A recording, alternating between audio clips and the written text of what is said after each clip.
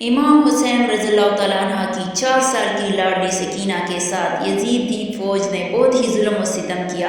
ایسا ظلم کسی بھی نبی کی امت نے اس کی اولاد کے ساتھ نہیں کیا ہوگا۔ حضرت امام حسین رضی اللہ تعالیٰ عنہ نے فرمایا کہ مجھے وہ گھر اچھا نہیں لگتا جس گھر میں حضرت سکینہ اور ام رباب نہ ہو۔ میدان کربلا سے لے کر شام تک کون سا ایسا ظلم تھا جو حضرت بی بی سکینہ کے ساتھ نہ ہوا ہو؟ حضرت سکینہ کو اپنے بابا حضرت حسین رضی اللہ تعالیٰ عنہ سے بہت ہی پیار تھا اور 4 سال کی بچی کو سیدہ زینب کے حوالے کر دیا۔ سیدہ زینب اور سیدہ ام کلثوم اور تمام اہل حرم حسین سے لپٹ کر رونے لگے۔ امام حسین رضی اللہ تعالیٰ عنہ کی شہادت پر ایک قیامت کا سماں آ گیا۔ بالآخر امام حسین رضی اللہ تعالیٰ عنہ اپنے گھوڑے پر سوار ہے۔ یزیدی فوج میں یہ ہمت نہ تھی کہ وہ آپ رضی اللہ تعالیٰ عنہ کا مقابلہ کر سکے۔ یزیدی فوج آپ رضی اللہ تعالیٰ عنہ سے 10 میل دور ہو کر آپ رضی اللہ تعالیٰ عنہ پر تیروں کی برسات کرتے ہیں۔ تیر لگنے سے آپ رضی اللہ تعالیٰ عنہ کا جسم تیروں سے چور ہو چکا تھا۔ اچانک ایک آواز غائب آئی کہ حسین میری طرف پلٹ آ، میں تم سے راضی ہوں، تم بھی مجھ سے راضی ہو جاؤ۔ حکم خدا بندی ہوا تو امام حسین نے اپنی تلوار کو نیلام میں کر دیا۔ جب یزیدی فوج نے دیکھا کہ تلوار نیلام میں ہو گئی ہے تو انہوں نے اکٹھے ہو کر امام حسین رضی اللہ تعالیٰ عنہ پر حملہ کر دیا۔ سنان ابن انس نے ایک ایسا سخت نیزے سے وار کیا جس کی وجہ سے آپ رضی اللہ تعالیٰ عنہ گھوڑے سے گرنے لگے۔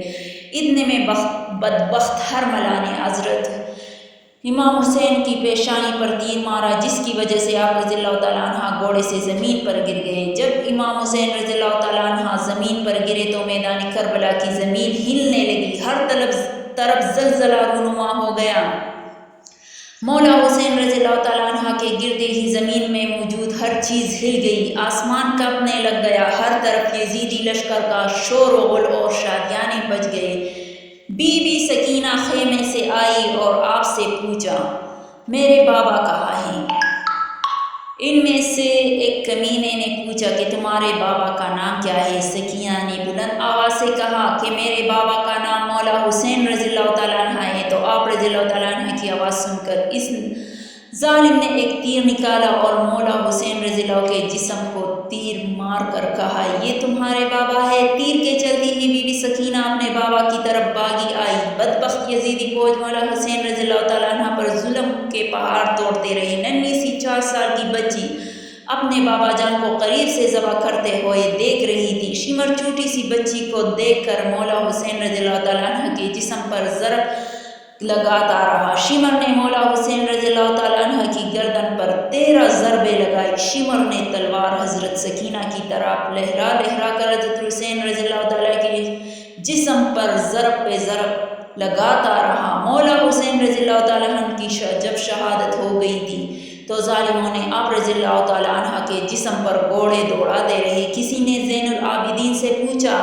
کہ اے امام ہم کو بتا دیجئے جب پہلی دفعہ خیموں میں آگ لگی تھی تو کس طرح سے چھوٹے چھوٹے بچے خیموں سے باہر نکلے تھے؟ یہ سن کر مولا زین العابدین کی آنکھوں سے آنسو بہنے لگے۔ آپ کے ہاتھ میں تسبیح تھی جو کہ آپ نے توڑتے ہوئے فرمایا بالکل اسی طرح جس طرح یہ تسبیح کے دانے بکھر رہے ہیں۔ یزیدی ظالم چھوٹی سی بچی کو زور زور سے ڈانٹنا شروع کر دیتا۔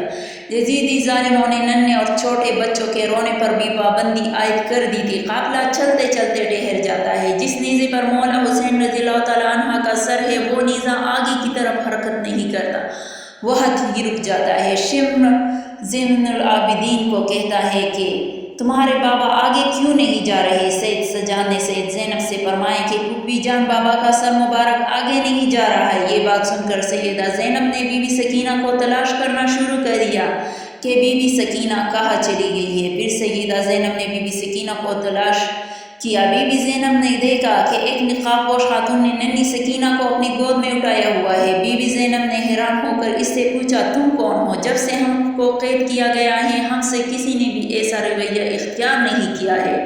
اس نے جواب دیتے ہوئے اپنے چہرے سے نقاب ہٹا کر کہا کہ میں تمہاری ماں بی بی فاطمہ ہوں۔ یہ سن کر زینب بھی اپنی ماں کے گلے لگ کر رونے لگی۔ زینب بی بی سکینہ کو لے کر واپس آ گئی۔ یہاں کچھ روایات میں ہے کہ جب شمر کو پتہ چلا کہ قافلہ بی بی سکینہ کی وجہ سے رکا تھا تو اس نے ایک بوڑھی شہزادی سکینہ کو سزا کے طور پر مارا۔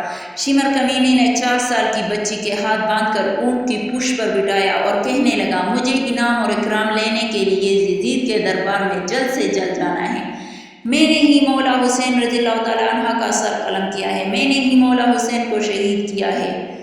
نعوذ باللہ۔ جب شمر سارے قافلے کو لے کر یزید کے دربار شام میں پہنچا، اس نے کہا کہ مجھے پیچھے کون ہے؟ یزیدی فوج نے کہا کہ یہ علی رضی اللہ تعالیٰ عنہ کی بیٹیا ہے۔ پھر یزید نے پوچھا کہ یہ چھوٹی سی بچی کون ہے؟ یزید کو اس کمینے نے کہا کہ یہ بی بی سکینہ ہے، یہ مولا حسین رضی اللہ تعالیٰ عنہ کی بیٹی ہے۔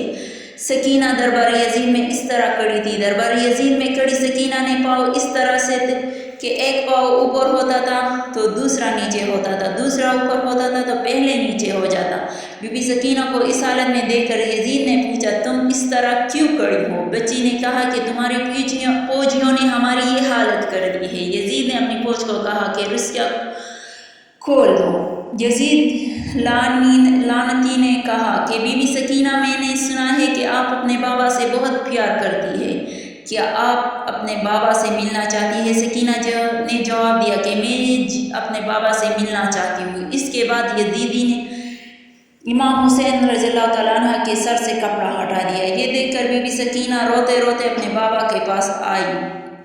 یزید نے کہا، سکینہ، میں تمہاری محبت کا امتحان لینا چاہتا ہوں، تم وہیں سے پکارا تو دیکھتے ہیں کہ کیا تمہارے بابا تمہیں کوئی جواب دیتے ہیں۔ یہ بات سن کر بی بی سکینہ نے اپنے بابا سے کہا کہ بابا جان، یہ میری محبت کا امتحان ہے۔ بی بی سکینہ کے منہ سے یہ الفاظ نکلے ہی تھے کہ سر حسین اٹھا اور بی بی سکینہ کی گود میں آ گیا۔ بی بی سکینہ اپنے بابے کے چہرے پر چہرہ رکھ کر رو رہی تھی کہ یزید نے اپنے سپاہیوں کو حکم دیا کہ ان سب کو زندان میں قید کر دیا جائے۔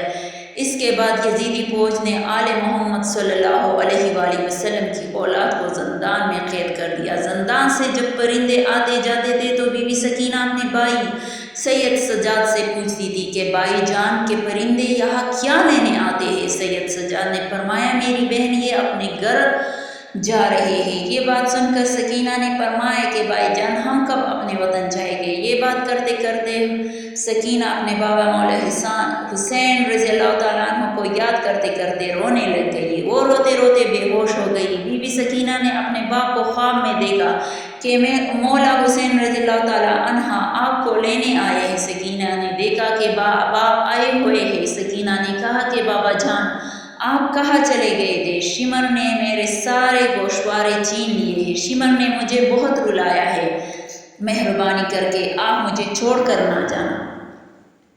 مولا حسین نے اپنے دونوں ہاتھوں کو پھیلایا اور فرمایا کہ بی بی سکینہ آ جاؤ میرے پاس۔ صبح ہوتی ہی جب سکینہ نے یہ خواب سب کو سنایا تو سب رونے لگے۔